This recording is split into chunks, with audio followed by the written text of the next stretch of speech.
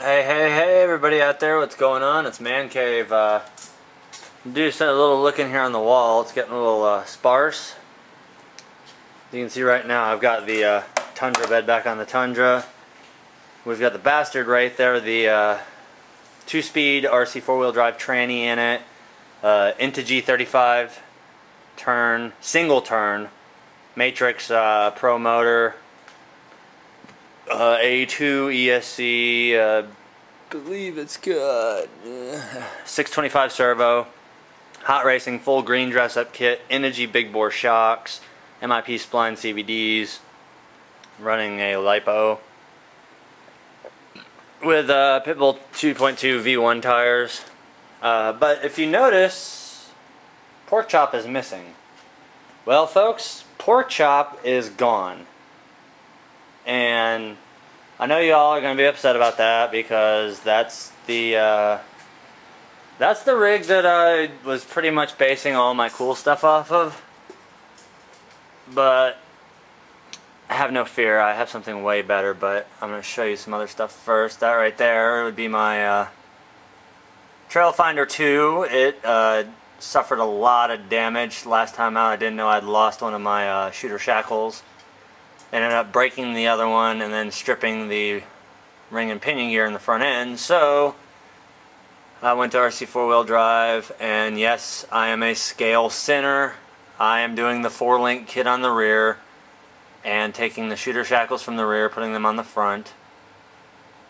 And I've ordered 2 new ring and pinion sets, as well as a replacement hardware set for the front axle and rear axle. So that'll get the rusty Yoda back on. Got the old Earnhardt truck right there. That one's actually been nerfed down to a 55 turn axial motor with an AE2, original old school ESC, running on a nickel metal hydrate. Changed over to CX10 beadlocks with 1.9-inch RC 4-wheel drive Tomahawks. I've got another 625 high-tech servo on that one, as well as the Dinkies RC hitch. Right here we've got the Cherokee. It's still running. This I just got in today off of a fellow RC crawler member, Scrappin'. It's a Hummer H2 body. I only paid 30 bucks for it, and it's a hard top, so it's awesome. And it's sitting on top of my roller frame right now, which, yes, the axle's not supposed to move like that. It's missing a 3rd link. Got the slash bodies, everything up there, but here we go, guys. This right now, this is just a mock-up. There's plenty more that is going to be done on this rig, but I just want to give you guys a glimpse of why pork chop is gone. I'm going to slowly, ever so slowly, bring that camera in. Oh, look at that. What is this? What is this? Oh, no, he didn't.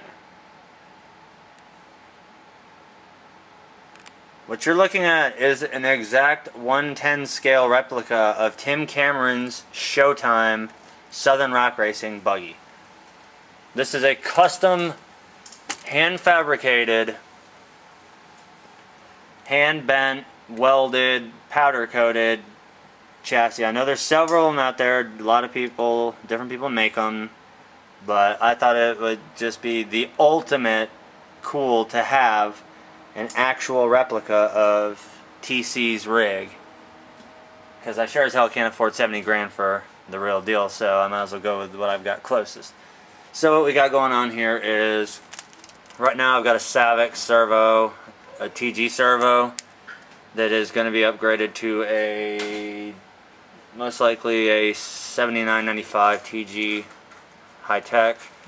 We've got the Vanquish axle housings, axle trusses in black. We've got the Chubbs knuckles in red and the red ARB diff covers.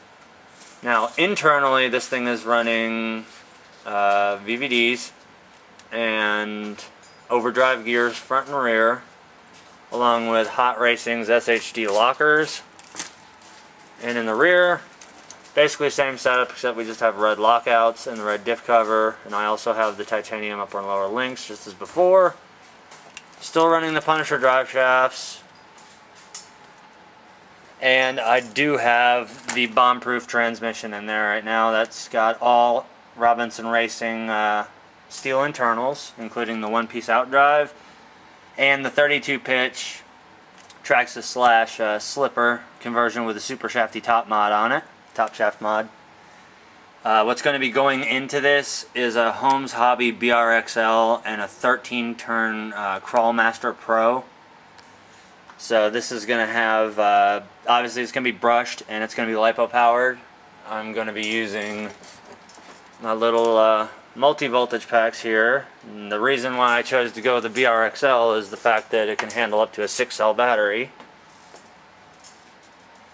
I probably will not be running anything higher than a 3-cell on this. A 2-cell is probably going to be plenty to get it going, but for now it has a set of axial 8 shooters with the 2.2 RC 4-wheel drive Super Swamper IROX.